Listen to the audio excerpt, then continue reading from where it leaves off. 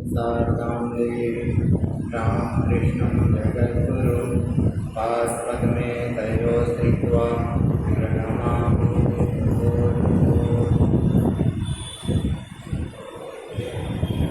हम लोग प्रत्येक सप्ताह शनिवार को हिंदी में माँ की मधुर स्नेह छाया मात्र में नामक पुस्तक है, उससे बात करते हैं।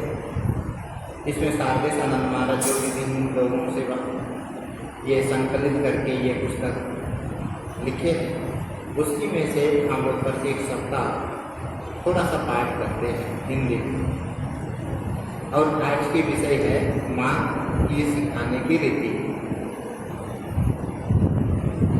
तो हम लोग पढ़ेंगे, माँ की कितनी बेटियाँ कितना कष्ट सहकर जयराम बाटी आती, उनका इस प्रकार वहाँ आना देख लोग विस्मित हो सोचते, घर की चार दीवारी में रहने वाली ये लोग कैसे इतनी दूर मानो भागी भागी चली आती है। ना कोई डर ना कोई चिंता, माँ का खिंचाव ही ऐसा था। हम लोग पिछले सप्ताह पिछले पार्ट में देखे थे कि जो धनाढ्य महिलाएं हैं वो भी माँ के पास आकर विभिन्न तरह की जो घरेलू कार्य है वो लोग करती रहती हैं, जिसको देखकर लोग तरह तरह की बोलते हैं कि इस तरह से क्या इनके मन में मोहित करती कि सभी लोग ये सब छोटी मोटी काम करती है, इस तरह की बातें होती है। और उसी के सिलसिले में यहाँ पर लोगों का कहना है माँ का खिंचाव ही ऐसा था। माँ के पास जैसे उनके दो एक शिष्य बेटे रहते, उसी प्रकार दो तीन बेटियाँ भी रहती। उनकी तीन भतीजियों के अलावा उनके निकट रहने के कारण दैनंदिन कार्यों के बीच भी सब संतानों का मन स्वाभाविक ही भगवत भाव की उच्च भूमि में सदैव अवस्थान करता। हम लोग भगवान और भगवत भजन को दैनिक जीवन से कुछ पृथक ही रखना चाहते हैं, मानो हमारे जीवन यापन के क्रम के साथ उनका कोई प्रत्यक्ष संबंध ही ना हो। इसलिए कई बार भगवत प्राप्ति की साधना हमारे लिए अस्वाभाविक प्रतीत होती है। माँ के जीवन की बात तो दूर रहे, उनके समीप आने वाली शरणागत संतानों के जीवन में भी किसी प्रकार की अस्वाभाविकता दृष्टिगोचर नहीं होती थी। माँ के स्नेह माधुर्य से संतानों के अंतःकरण में भी कार्य कुशलता, क्षमता, सत्यनिष्ठा, संयम, स्नेह, प्रीति, सेवा परायणता आदि सद्गुण संचारित होते रहते हैं।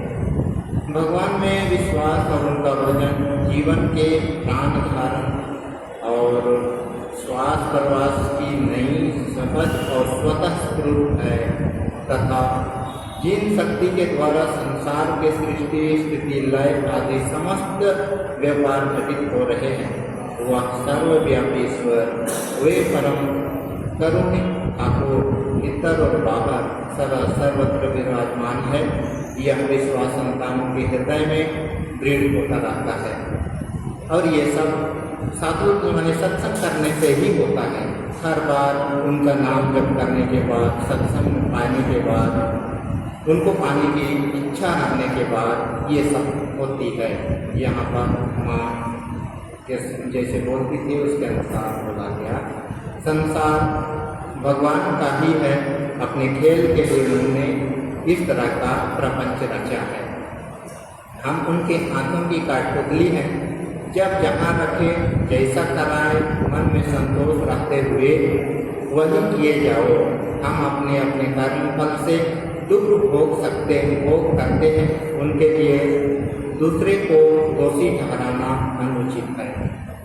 हम सभी भाई भाई हैं, एक ही माता पिता के संतान हैं। भगवान में विश्वास, भक्ति, निष्ठा लेकर उनके शरणागत को पड़े रहना, सत्पूर्वक सत्प्रीतिपूर्वक जीवन यापन करना, यथाशक्ति दूसरों की सेवा करना, किसी को भी किसी प्रकार दुख न देना, ये सब उद्देश्य माँ अनजाने ही अपने संतानों के जीवन पर अंकित कर देती है। उन लोगों की क्षणभंगुर देह के प्रति आत्मबुद्धि और मोह उनकी कृपा से कर्मशः क्षीण होता रहता है। जो भी माँ के सानिध्य में आते थे उनके पास ये सब वृत्ति स्वतः ही सबके मन में घर कर जाती थी, क्योंकि माँ का सत्संग ही ऐसा होता था। अलग सिखाने का उनके अंदर जो प्रेरक शक्ति थी वो उनके अंदर वो कार्य करती थी, काम करती थी। शायद दूसरों की देखा देखी किसी अशांत लड़के के भीतर इच्छा लगती और इच्छा जागती, साधना करो। माँ उसे उपदेश देती, मीठी बातें कहकर समझाती, ठाकुर को पुकारो, उन पर निर्भर रहो, सब हो जाएगा। फिर उच्च पवित्रता देखकर, शक्ति सामर्थ्य देखकर वे विभिन्न व्यक्तियों को भिन्न भिन्न प्रकार से उपदेश देती। किसी किसी की व्याकुलता देखकर संभवतः उस पर विशेष कृपा भी कर देती। यहाँ पर हम लोग पिछले अध्याय में देखे थे कि माँ किसके पेट में क्या रुचता है उसके अनुसार वह खाना बना के देती है। किसको पहनने के लिए कौन सा वस्त्र अच्छा लगता है उसके लिए माँ उसी का व्यवस्था कर देती है। ये सब जिस तरह से भी हो माँ उसको अपने नियंत्रण में लाती है, अच्छे सत्मार्ग में लाती है। इस तरह माँ के सत्संग में आने से सबको स्वतः ही होने लगता है, पर यह सब कुछ अत्यंत स्वाभाविक रूप से होता है। संसार में, समाज में, मनुष्य में, स्त्री पुरुष में, धर्म में, संन्यास गृहस्थ में, साधन भजन और वैश्विक कर्मों में जो सब भेद बुद्धियाँ हैं, जो विषमता को उत्पन्न कर मानव जीवन को दुख से बोझिल और दुस्साह बना देती है। माँ उनको दूर कर विभिन्न अधिकारियों को स्नेहपूर्वक सामंजस्य और सह-अस्तित्व का पथ दिखा देती। कैसे सहज ढंग से वे सिखाती और सिखा देती। बेटा, ठाकुर के अलग खंड है, वे ये तो अखंड वस्तु है। अखंड सच्चिदानंद ब्रह्म जिसको बोलते हैं, ठाकुर भी वही है। जगत में ब्रह्म को छोड़ और कुछ नहीं है। सभी पदार्थ ब्रह्म के प्रकाश है। ब्रह्म ही की शक्ति समस्त देवी देवताओं में विराजित है। वही पुरुष है, फिर वही प्रकृति। ठाकुर तोड़ने नहीं आए थे। पवित्रता देखकर लोगों को अलग अलग इष्ट का मंत्र देते हुए भी माँ अपनी जिज्ञासु संतानों को उपयुक्त प्रकार से ठाकुर का ही चिंतन करने का उपदेश देती। कोई नासमझ लड़का उन्हीं की पूजा आराधना करने का हट कर बैठता तो वे समझा देती, बेटा, भक्त लोग कहते हैं कि मेरे भीतर ठाकुर ही है। बस शिष्य का हृदय उत्प्लुत हो उठता। उसके वरिष्ठ ज्ञानी लड़के अज्ञान लड़कों को माँ के शरणागत होने के लिए समझाते। वे लोग यदि समझना ना चाहते तो डांटते हुए कहते, माँ और ठाकुर क्या अलग है। यानी यथा निर्दाही का शक्ति रामकृष्ण स्थाहिया सर्व विद्या स्वरूपाम शारदाम प्रणमाम्यहम्। जिस तरह से यहाँ पर बोला है, जो अग्नि में दाहिका के समान रामकृष्ण में स्थित है, सर्व विद्या स्वरूपिणी जो शारदा है उसको हम लोग प्रणाम करते हैं। यहाँ पर ठाकुर के मंत्र में भी हम लोग आती है और यहाँ पर माँ के मंत्र में भी आती है। मैंने सभी लोग सर्वदेव देवी स्वरूपाय, यहाँ पर सर्व विद्या स्वरूपिणी माँ, इस तरह से हमारे प्रार्थना मंत्र में हमारे उपलब्ध है। तो उसी तरह से यहाँ पर सभी देव देवियों का यह समावेश यहाँ माँ और ठाकुर में पाया जाता है। माँ के तो धनी दरिद्र विद्वान मूर्ख सभी प्रकार की संतानें हैं। कोई माँ को ब्रह्मांड प्रावशनी महाशक्ति के रूप में प्रणाम करता है, उनकी स्तुति वंदना करता है, तो कोई यह कुछ नहीं जानता, केवल यही समझता है कि ये मेरी माँ है, काल और परकाल में मेरी रक्षा करने वाली है। उनकी कृपा से मुझे कोई चिंता है नहीं। माँ का सभी संतानों के प्रति समान स्नेह प्यार है। माँ समझती है कि जिनकी जैसी शक्ति है वह उसी प्रकार उन्हीं को पुकार रहा है। कोई कहे पा, कोई कहे पा।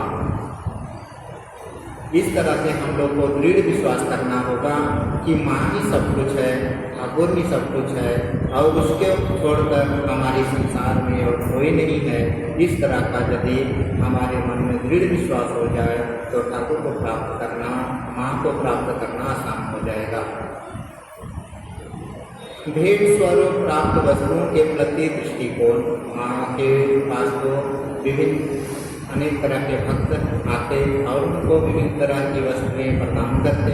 उसमें से माँ को कौन सा लेना है और क्या करना है, ये माँ किस तरह से उस वस्तु के प्रति उनका दृष्टिगोचर होती थी, उसके बारे में यहाँ पर कहा गया है। माँ के लिए बहुत से लोग यथा सामान्य काम की चीज़ें ले आते हैं। वे चीज़ें सामान्य होते हुए भी माँ बड़े हर्ष से ग्रहण करती है और वे लाने वाले की कितनी प्रशंसा करती है। वे कोई दिखावे का स्नेह नहीं करती। उनके शब्दों में किसी प्रकार की औपचारिकता नहीं होती, बल्कि सचमुच ही उनकी प्रसन्नता का अनुभव किया जा सकता है। भक्त आंतरिकता के साथ जो भी देता उस सामान्य वस्तु के प्रति उनका कितना लगाव होता।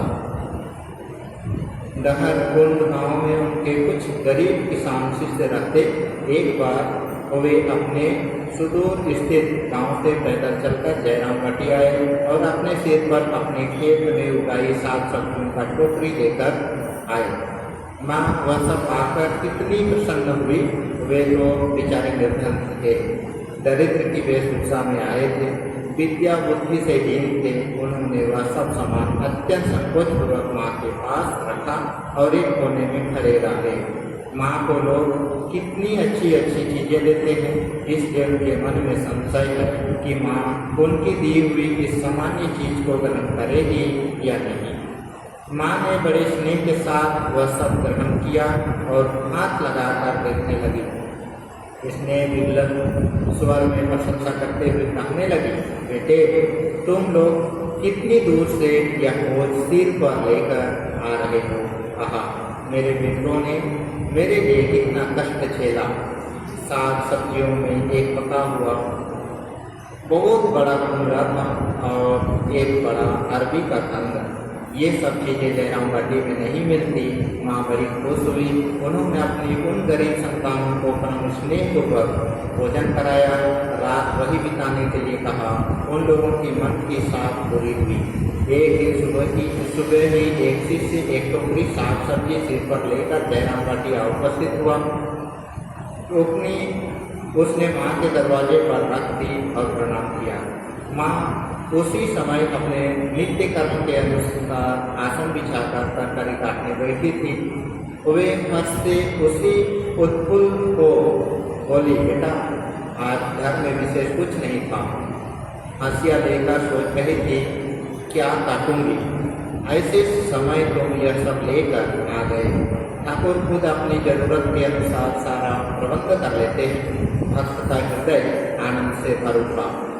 उसका परिश्रम सार्थक हुआ। माँ का वह मुसलमान बेटा टापू अमजद बड़ा गरीब है, जीविका चलती नहीं, इसलिए डाका डालता है। यह उनका टापू एक बार मजदूर के रूप में माँ के पास आकर उनके स्नेह का स्वाद चख गया है। बीच बीच में आता है। माँ अपनी अन्य संतानों की तरह उससे भी अपना स्नेह देती है। अमजद के भी प्राणों की साध है कि माँ की सेवा करो, उन्हें कुछ दो। इसलिए बीच बीच में साग सब्जी जो भी जुटा पाता है लेकर माँ के पास आ जाते हैं।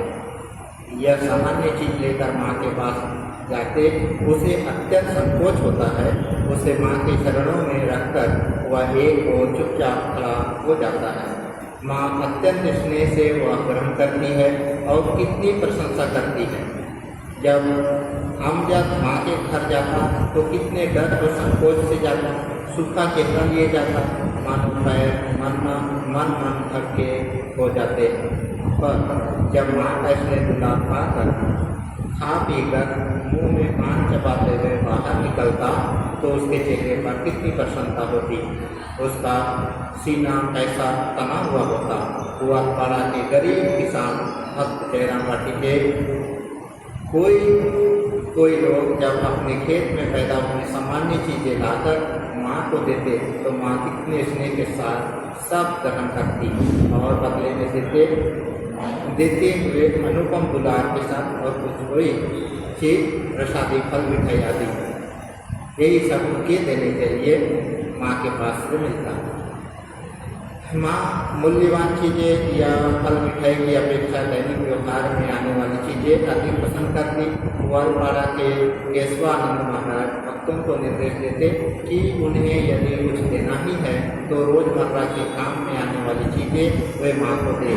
एक बार ऐसा निर्देश पाकर बरिशाल से आया हुआ एक शिष्य मिट्टी के तेल का एक पीपा दे आया। माँ यह देख कितनी प्रसन्न हुई। बेटों के हृदय में उठने वाली सेवा की कामना माँ सदैव पूर्ण करती। वे तो नाना प्रकार की वस्तुएं लाते और माँ अपनी कोई आवश्यकता न होते हुए भी उन लोगों की तृप्ति और कल्याण के लिए ही वह सब ग्रहण करती। भक्त साड़ियाँ बहुत देते।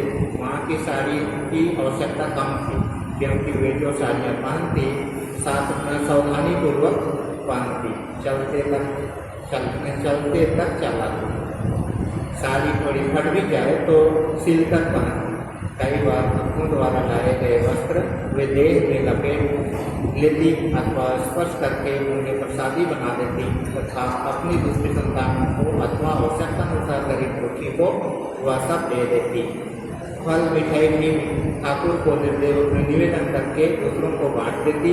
बस अपनी जीव के अगले छोर से उसका स्पर्श मात्र कर लेती। खाने पहनने में उसका व्यवहार सदैव अत्यंत संकोची और संयमित होती। कोई भक्त माँ के प्रसाद के लिए बड़ा आग्रहवान है। माँ ने एक संदेश हाथ में दिया और ठाकुर को दृष्टि हो के अपनी जीभ से उसे छोड़ दिया। फिर भक्त को देते हुए इसने पूर्वक कहा, लो बेटा प्रसाद खा लो। इस तरह से माँ की जो सिखाने की परंपरा, जो सीखने और सिखाने की जो परंपरा है, बांटने और खिलाने की जो परंपरा है, माँ कितने सुंदर ढंग से यहाँ पर निभाती है, इसके बारे में आज हम लोग जाने। अगला हम लोग देखेंगे पीले चावल का चबेना, इसके बारे में हम लोग अगला पाठ देखेंगे। आज के लिए हम लोग पाठ यहीं पर समाप्त करते हैं। ओम निरंजनम विद्यामनंतरूपम विग्रहमय ईशावतारम परमेश्वर विद्या राम